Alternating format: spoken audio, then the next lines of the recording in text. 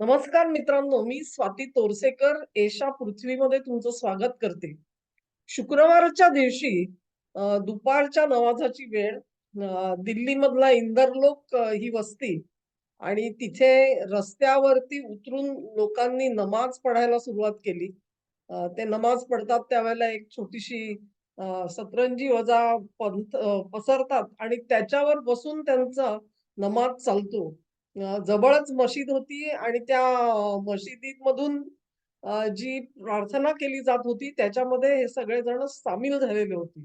आता ह्याचा एक व्हिडिओ सर्वत्र व्हायरल झाला आणि त्या व्हिडिओमध्ये आपल्याला दिसतं, की एक पोलीस अधिकारी जो आहे, तो तिथे नमाज पढणाऱ्या एका व्यक्तीला मागून येऊन लाथ मारतो आणि ती लाथ बसल्यानंतर ती व्यक्ती बाजूला होते थोडीशी, उठून उभी राहते आणि मग ताबडतोबीने त्याची प्रतिक्रिया येते.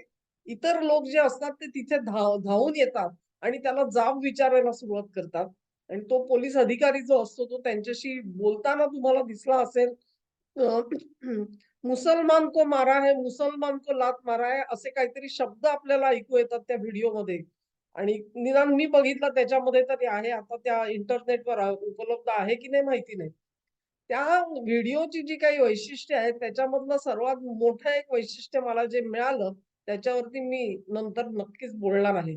तर हा जो व्हायरल झालेला जो व्हिडिओ आहे, त्या व्हिडिओच्या निमित्ताने त्या पोलीस अधिकाऱ्याच्या विरोधामध्ये एवढा जबरदस्त आवाज उठवण्यात आला, की त्याला बडतर्फ केलाय, सस्पेंड केलाय म्हणजे प्रलंबित केलेलं आहे आणि त्याच्या विरुद्ध अर्थातच आता खात्याची चौकशी सुरू होईल. याचं नाव मनोज नाव माहिती नाही सध्या बरंच गाजतंय. त्याचं नाव आहे मनोज कुमार तोमर म्हणून. तर ह्या पोलीस अधिकाऱ्यांनी त्या व्यक्तीला लाथ मारली याच्याबद्दल संतप्त प्रतिक्रिया आलेली आपण बघितली. म्हणून मी शीर्षक दिलेलं आहे, की लाथ बसली हिंदुस्थानात, आवाज उठला पाकिस्तानात. ही काय भानगड आहे? त्याच्यावरती पण आज आपल्याला थोडीशी माहिती घ्यायची आहे. हा व्हिडिओ तुम्ही जर का व्यवस्थित बघाल, तर त्याची जी पार्श्वभूमी आहे, ती पार्श्वभूमी त्याच्यामध्ये पूर्णपणे अर्थातच विशद होत नाही. अतिशय छोटासा व्हिडिओ आहे तो आणि तो व्हिडिओ जो आहे, तो पोलीस अधिकारी त्या व्यक्तीपर्यंत येताना दाखवलेला आहे. अगदी काही सेकंद आणि मग त्याच्यानंतर तो लाथ मारतो आणि त्यानंतर जमावाने त्याला दिलेली प्रतिक्रिया. इतकासा एक तो छोटासा व्हिडिओ आहे. असं म्हटलं जातं किंवा सांगितलं गेलंय, की ही घटना प्रत्यक्ष घडली त्याच्या आधीपासून लोक तिथे जमायला सुरुवात झालेली होती. आणि तिथे ते आता नमाज अदा करणार म्हटल्यानंतर पोलिसांची अर्थातच तारांबळ उडली. तो एक महत्वाचा रहदारीचा रस्ता आहे इंदरलोकमधला. जवळच स्टेशन आहे, काही मशिदी आहेत.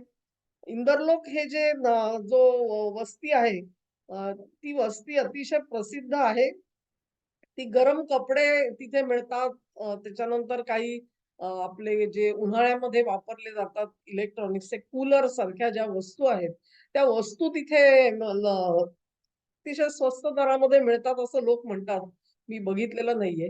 परंतु अशा पद्धतीची ती वस्ती आहे जिथे नेहमी रहदारी असते, लोकांची वर्दळ असते आणि अशा विभागामध्ये अचानक शुक्रवारच्या नमाजासाठी अशा तऱ्हेने मुस्लिमांमधले काही एक जमाव जो आहे तो रस्त्यावर नमाज अदा करायचं ठरवतो आणि मग तिथून येणारी जाणारी जी रहदारी आहे तिला अडथळा होईल ह्या आशंकेने पोलीस त्यांना तिथून जाण्याचा प्रयत्न करायला सांगतात. ते त्यांच्याशी बोलतात. जवळ-जवळ अर्धा पाऊण तास म्हणे ही बातचीत चाललेली होती आणि पोलीस त्यांना सतत सांगत होते, "इथे थांबू नका." परंतु पोलिसांना न जुमानता तिथेच नमाज पढण्याचा निर्णय त्या जमावानी जणू काही आधीच घेतल्यासारखा ते तिथे आलेले आपल्याला दिसतात. त्यांनी त्या त्यांच्या चादरीवजा जे एक वस्त्र असतं ते पसरून त्याच्यावरती बसून ते नमाज अदा करण्याचा प्रयत्न करत होते आणि मग संताप अनावर होऊन ह्या पोलिसांनी तिथे येऊन त्याला लाथ मारून तिथून हाकलण्याचा प्रयत्न केलेला आपल्याला दिसतो. तर अशा पद्धतीने कुठलंही मशीद असेल किंवा अगदी मुख्य रहदारीचा जरी रस्ता असला तरी सुद्धा तिथे एखाद दुसरा मोजके पोलीस असतात. परंतु ज्या प्रमाणामध्ये तिथे पोलीस पोहोचलेले दिसतात त्या अर्थी ही सगळी जी बाचाबाची आहे ती बराच काळ चाललेली असेल आणि मग त्यांच्या मदतीला जवळपास कुठे जे काही पोलीस स्टेशन असेल तिथून कुमक आलेली दिसते आपल्याला. तेव्हा हे सगळं प्रकरण जे आहे ते अचानकच सगळे नमाज पढतायत आणि त्या पोलीस अधिकाऱ्याला संताप आला आणि त्याच्या मनामध्ये कसा राग आहे, द्वेष आणि त्याला काय म्हणतो आपण घृणा आहे, तिरस्कार आहे आणि म्हणून तो तिरस्कार कसा लाथ बसून बाहेर पडला, असं जे वर्णन केलं जातं आहे, ते वर्णन तुमच्यापर्यंत पोहोचवण्यामध्ये ते यशस्वी झालेले आहेत. परंतु त्याची ही पार्श्वभूमी बघा. हे असं घडल्याशिवाय ती अंतिम घटना घडली नसती. हे मात्र कोणी त्या व्हिडिओमध्ये स्पष्ट करताना आपल्याला दिसत नाही. कारण तो व्हिडिओच मुळात असा अगदी छोटासा बनवण्यात आलेला आहे. अ, दुसरी बाब अशी, की हा व्हिडिओ तुम्ही जर का बघितला असेल, तर तो भारतामध्ये व्हायरल झाला. त्याच्या अगोदर तो पाकिस्तानात पोहोचलेला होता. आणि पाकिस्तानमधून मोठ्या प्रमाणामध्ये त्याला बढावा दिलेला आपण बघितला. त्यांचे जे काही सोशल मीडिया आहे, त्याच्यामध्ये त्याची चर्चा होताना दिसली आणि हे असं कसं होऊ शकतं? भारतामध्ये मुस्लिम बांधव कसे संकटामध्ये आहेत, त्यांच्यासोबत कशा पद्धतीचा व्यवहार केला जातोय आणि हे एक दुय्यम दर्जाचे नागरिक बनलेले आहेत. मोदी राज्यामध्ये अशा पद्धतीचा एक जो टोन आहे, तो टोन आपल्याला सतत तिथे दिसतो. आता हा जो टोन आहे, तो 22 जानेवारीच्या अयोध्येमध्ये जे राम मंदिराचं उद्घाटन झालं, तेव्हापासून लावलेला हा जो सूर आहे, तो सूर आता जास्तीत जास्त ॲक्सेंच्युएट होताना आपल्याला दिसतोय. तेव्हा इथे लाथ बसली खरी इथे, त्याचा आवाज पाकिस्तानात येण्याची गरज नव्हती. कारण हिंदुस्थानामध्ये सुद्धा मुसलमानांचे काही नेते नाहीत असं नाहीये. आणि त्यांचं कोणी ऐकत नाही असं नाहीये. त्यांच्याही संस्था आहेत, तेही उठवतात. ते अगदी कायदे मंडळापर्यंत आपला आवाज उठवताना आपल्याला दिसतात. त्या पाकिस्ताननी चोमडेपणा करण्याची काहीही गरज नव्हती. हा व्हिडिओ मुळात तिथपर्यंत पोहोचला कसा आणि त्यांना कोणी पाठवला, हा सुद्धा एक शोधाचा विषय आहे आणि पोलीस त्याच्या मुळाशी नक्की जातील याची मला खात्री आहे. तर हे जे तोमर साहेब आहेत, मनोज तोमर, हे मी सांगितलं त्याप्रमाणे त्या सगळ्या प्रोसेसमधून गेले. म्हणजे पोलिसांनी समजावण्याचा प्रयत्न केला. वेगवेगळ्या प्रकारे त्यांना सांगण्यात आलं, की हा मुख्य रहदारीचा रस्ता आहे आणि तो अडवता येणार नाही. परंतु त्याला न जुमानता लोकांनी तिथेच राहण्याचा जो निर्णय घेतला, त्याची बॅकग्राऊंड काय आहे, हे मात्र निश्चित तपासण्याची गरज आहे. आपल्याला तुम्हाला दिसेल, तुम्ही जर का तो व्हिडिओ अगदी बारकाईने बघितला असेल, तर तुमच्या लक्षात येईल, की त्या व्हिडिओच्या शेवटी म्हणजे ज्यांनी कोणी तो व्हिडिओ बनवला, त्यांनी मी सांगितलं तशी काळजी घेतलेली आहे. पहिला अर्धा पाऊण तासाचा जर का व्हिडिओ त्यांच्याकडे असेल, तर तो व्हिडिओ काही व्हायरल करण्यात आलेला नाहीये. फक्त एवढा हा छोटासा भाग शेवटचा त्यांनी व्हायरल केलाय. पण एक चूक राहिली मित्रांनो. आणि ती चूक काय राहिली आहे, ज्याने कोणी व्हायरल केला, त्याच्या लक्षात आली नाही, परंतु चूक झालेली आहे. आणि आता व्हिडिओ व्हायरल झाल्यानंतर ती काढून नाही टाकता येत. कारण ती अनेक लोकांपर्यंत पोहोचलेली आहे. त्या व्हिडिओच्या शेवटाला तुम्हाला दिसेल, की एक व्यक्ती आहे आणि ती बोलताना दिसते तुम्हाला. ती व्यक्ती जी आहे, ती पाठमोरी आहे तोपर्यंत तुम्हाला कळत नाही. असा काळा बुरखा घेतल्यासारखा आपल्याला दिसतो आणि मग ती व्यक्ती वळते. व पुढून तो बुरखा जो आहे तो चेहऱ्यावरती नाहीये. चेहऱ्यावरून तो वरती केलेला आहे आणि त्या बुरख्याच्या आड एक पुरुष आहे. आता गंमत अशी आहे, की बुरखा घातलेला हा कोण इसम तिथे होता? त्याला भर रस्त्यामध्ये नमाज पढणारे हे जे कोणी मुस्लिम आहेत, त्यांच्यामध्ये जाण्यासाठी बुरखा का घ्यावा लागला? ह्या अशा पद्धतीने लपून बसण्याचं कारण काय? आणि जणू काही हीच बुरखाधारी जी व्यक्ती आहे, महिला नाहीये ती, पुरुष आहे. ती व्यक्तीच जणू काही ते सगळे जे लोक आहेत, त्यांचं नेतृत्व केल्यासारखी तिथे उभी राहून काहीतरी हातवारे करून त्यांना सूचना देताना दिसते, आदेश देताना दिसते आहे. ह्या व्यक्तीचा सुद्धा तपास झालाच पाहिजे. ही कोण व्यक्ती आहे? बुरखा घेण्याची त्याला का गरज भासली? आणि तो नेमक्या काय प्रकारच्या सूचना देत होता? आजच्या घडीला अशी परिस्थिती आहे, की छोट्यात छोटी घटना अगदी कितीही निर्जन ठिकाणी जरी घडली, तरी कोणी ना कोणीतरी हजर असतो. प्रत्येकाच्या हातामध्ये सेलफोन असतो आणि कोणी ना कोणीतरी व्हिडिओ बनवू शकतो मित्रांनो. तसा जसा व्हिडिओ जो आहे, हा व्हिडिओ त्या ठिकाणी सुद्धा केवळ जो व्हायरल करण्यात आला तो नाही, इतरही त्याच्या ज्या कॉपीज आहेत त्या उपलब्ध असणार आहेत. मी कॉपी म्हणते आहे, परंतु मला प्रत्यक्षामध्ये कॉपी म्हणायचं नाहीये. वेगवेगळ्या लोकांनी त्याच घटनेचं अशा पद्धतीने मुद्रण केलेलं असू शकतं, रेकॉर्डिंग केलेलं असू शकतं आणि ती सगळी व्हर्शन्स जी आहेत, ती व्हर्शन्स आज पोलीस जरूर शोधून काढू शकतील आणि मग त्याच्यामधून जर का काही तथ्य बाहेर आली, तर त्या तथ्यांचं काय करायचं हा खरा प्रश्न असणार आहे. ह्या घटनेवरती प्रतिक्रिया सर्वांनी दिलेल्या आहेत. अगदी ओवेसींनी कडक प्रतिक्रिया दिली, की मुस्लिम समाजाला आज कशा पद्धतीचा तिरस्कार हा त्यांच्या घृणा त्यांच्या वाट्याला येते, हे सांगणारी बोलकी घटना ही आहे, असं ओवेसी म्हणतात. आणि इतकंच नाही तर त्यांच्या मनामध्ये, पोलिसाच्या मनामध्ये ही घृणा, हा तिरस्कार जो भरून देण्यात आलेला आहे, तो सिस्टमॅटिक आहे.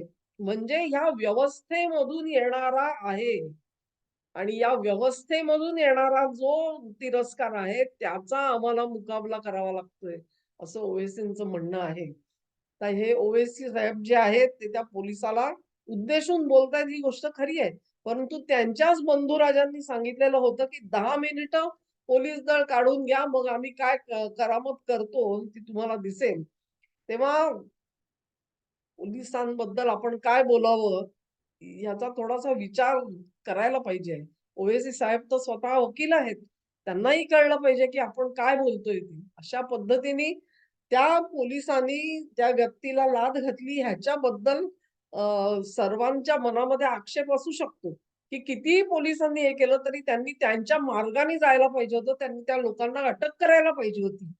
त्यांनी जर का ते झुगारून दिलं असेल, तिथे लाठीमार करता आला असता पोलिसांना, त्यांना डिस्पर्स करण्यासाठी. परंतु अशा अंतिम म्हणजे ज्याला म्हणू आपण कडक कारवाई न करता काहीतरी करता येईल या उद्देशाने लोकं त्यांना बाहेर काढायचा पोलीस त्यांना प्रयत्न करत होते आणि मात्र त्याच्यामध्ये ते अयशस्वी झालेले दिसले. तेव्हा ह्या सगळ्या वागण्यावरती आम्हाला दुय्यम दर्जाचे म्हणून वागवतात. आम्हाला ह्या अशा पद्धतीचा तिरस्कार आणि घृणा ह्यांचा सामना करावासा वाटतो.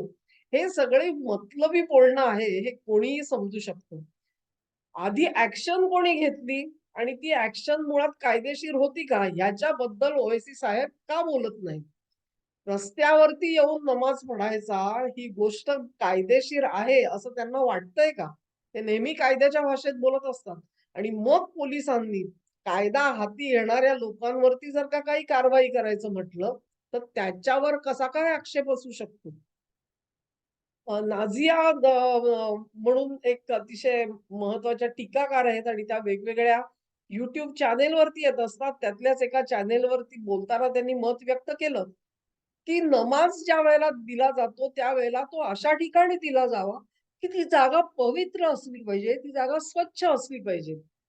आणि मग अशा पद्धतीने रस्त्यामध्ये जिथून अनेक लोकं चालतायत, ते चपला घालून चालतात. तिथे कोणी थुंकलेलं असेल, कुणी जनावरं जी असतात, तीही तिथून चालत असतात. ती काय-काय करत असतात आपल्याला माहिती नाही. तेव्हा ही जागा खरोखरच स्वच्छ आहे का? ती पवित्र आहे का? ह्याचा विचार न करता जर का तुम्ही नमाज पढलात, तर तो नमाज हा पोचत नाही. तो रद्द समजला जातो. तो तुम्हाला पुन्हा एकदा करावा लागतो. असं नाझिया मॅडम हे एका चॅनेलवरती त्यांनी सांगितलं. अर्थातच मला त्याच्याबद्दलची काही माहिती नाहीये.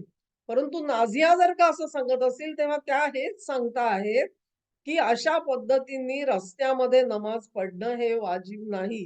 आणि मग तसं असून सुद्धा जर का कोणीतरी करत असेल, एका भर रस्त्यावर भर वर्दळीच्या रस्त्यावरती, रहदारीच्या रस्त्यावरती भर दुपारी जर का हे केलं जात असेल, तर तो रहदारीमध्ये अडथळा आणण्याच्या हेतूनेच केलेली कारवाई आहे, असं कोणीही सहज म्हणू शकतं. आणि मग त्याला ज्यावेळेला आक्षेप घेतला जातो, त्याच्यावरती मग आपल्याला म्हणायचं, की आमचा तिरस्कार केला जातो. ही मतलबीपणाचं हे वागणं आहे आणि हे मागणं जे आहे ना, ह्या अशा टोकाच्या वागण्यामधूनच जे काही त्यांना म्हणायचं आहे, की व्यवस्थेतून येणारा तिरस्कार किंवा घृणा आहे, ती आपण त्याला कसा हातभार लावतो, आपण त्याला काय पद्धतीचं वातावरण तयार करून देतो, ह्याचा विचार त्या समाजाने सुद्धा करायला पाहिजे आहे.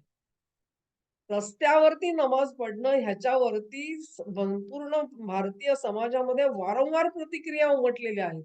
किंबहुना अशा पद्धतीचे नमाज पढले जातात म्हणूनच 92-93 च्या काळामध्ये मुंबईमध्ये महाआरती आयोजित केल्याचं तुम्हाला आठवत असेल आणि त्या महाआरतीसाठी मोठाले जमाव जमायला सुरुवात झालेली होती. तेव्हा अशा पद्धतीने जर का एक समाज वागायला लागला, तर त्याची प्रतिक्रिया दुसऱ्या समाजाकडून येत असते. मित्रांनो, हे सगळे नेहमीचे विषय आहेत. हे काही पाकिस्तानला माहिती नाहीये असं नाहीये. त्यांच्या सोशल मीडियामधून असेल, त्यांचे यूट्यूबर्स, त्यांचे अँकर हे सगळा विषय ते जेव्हा लावून धरतात, ओवेसी साहेब धरतात. एक लक्षात घ्या, केवळ 2 महिन्यांवरती आपल्याकडची निवडणूक आलेली आहे. असं म्हटलं जातं, की आज 10-11 तारीख समजा आपण आणि 15-16 तारखेला निवडणुका जाहीर होणार आहेत. एक अ, अपेक्षा आहे या सगळ्याची आणि मग तसं जर का होणार असेल, तर एप्रिलपासून प्रत्यक्ष मतदानाला सुरुवात होणार आहे आणि जर का मतदानाला सुरुवात होणार असेल, ती कुठल्या वातावरणात व्हायला पाहिजे? देशामध्ये शांततेचं वातावरण निर्माण करणं आणि ते राखणं हे प्रत्येक नागरिकाचं कर्तव्य आहे. अशा पद्धतीने जेव्हा तुम्ही सामाजिक तणाव निर्माण करता, त्यावेळी तुमच्या मनात नेमकं काय आहे ह्याच्यावरती शंका घेतली जाऊ शकते आणि ती अत्यंत वाजवी असते. एक आपल्याला लक्षात ठेवायला पाहिजे, की ह्याचा जो दोष आहे, ज्या पद्धतीने कारवाया होत आहेत, त्या कारवायांचा तुम्ही विचार करा.